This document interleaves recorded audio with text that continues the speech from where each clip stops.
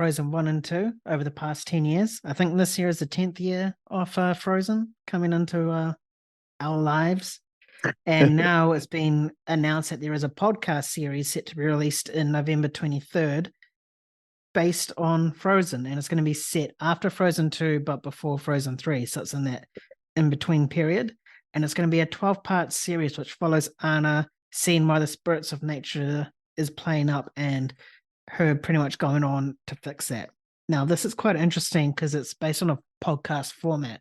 So unless there's video involved, we're just going to be listening to these characters and seeing what's happening. I believe Disney, what they said is they want to get into kids podcasting a bit more, which is the reasoning behind having this. And, it's a very, very popular IP of theirs, Frozen.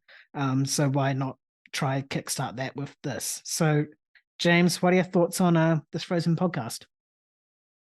Oh man, when I saw this, I had to look at it twice, and I didn't know we are going to be covering here, so I didn't really think twice. I just saw a podcast, and I was like, "What?" And then just carried about my day. But upon looking at it more, yeah, it's a podcast exactly like what we're doing right now. Which is it's really weird for a storytelling device on the scale of a franchise that's in like multiple billion-dollar movies. It's just really it's real weird for me.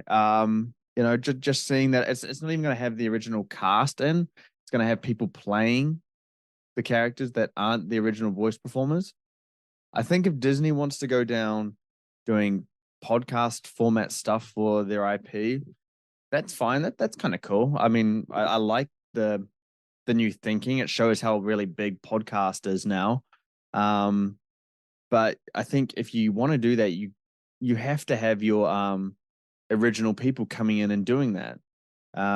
Yeah, just because if I wanted to tune in, or someone younger really into the Frozen franchise tunes in and they hear someone different playing Elsa or Anna, it's gonna be really weird for them.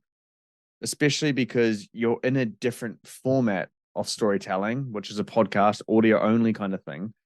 And then you're going to have all different people playing the character. I think it's just, yeah, it's going to be, it's too different to the point where I think it's just, you shouldn't really do it.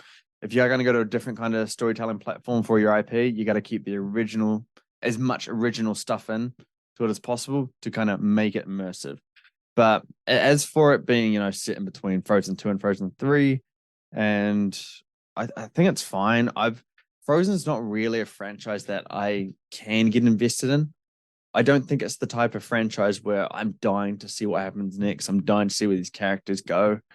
So I honestly don't care. I just know that really Disney are doing this because Frozen is a very, very big IP for them.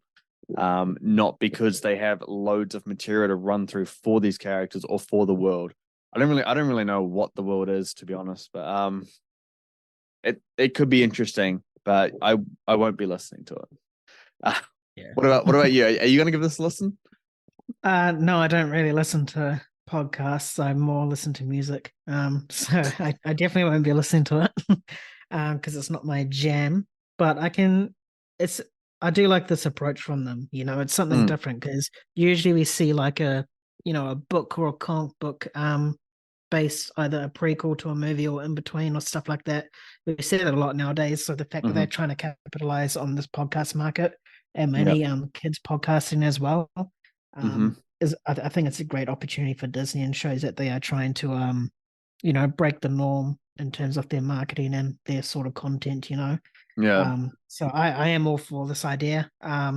Frozen, I completely get why they chose this. I said it before, it's like kids nowadays that for the past 10 years, this has been their Lion King, so to speak. The 90s Mm, had the Lion King, the yeah. 2010s have this. So hmm obviously little kids are wanting to listen to this, watch this, and whatnot. So it's obviously going to be great for them. And then the fact that it's leading up into Frozen 3 as well is just they're going to keep that momentum going on Disney's part. So mm, yeah, it'll be interesting to see if they do any more podcast versions of this, maybe for upcoming films or something. Um, yeah. I don't think they can quite do it for new projects. So, for example, Wish, because if you're revealing that world, then you're sort of spoiling the movie somewhat. Yeah. So Yeah. I think for now they should just stick to, established films of theirs, or maybe once Wish comes out, then maybe like 2, 3 months after they do like a podcast Hmm. about the prequel and stuff about that world. So the world's really their oyster in this market because no other studios has even thought to do this. So Yeah. it's again did Disney one step ahead of everyone else. Yeah. I think it will be a success, and I think we're going to see more from it.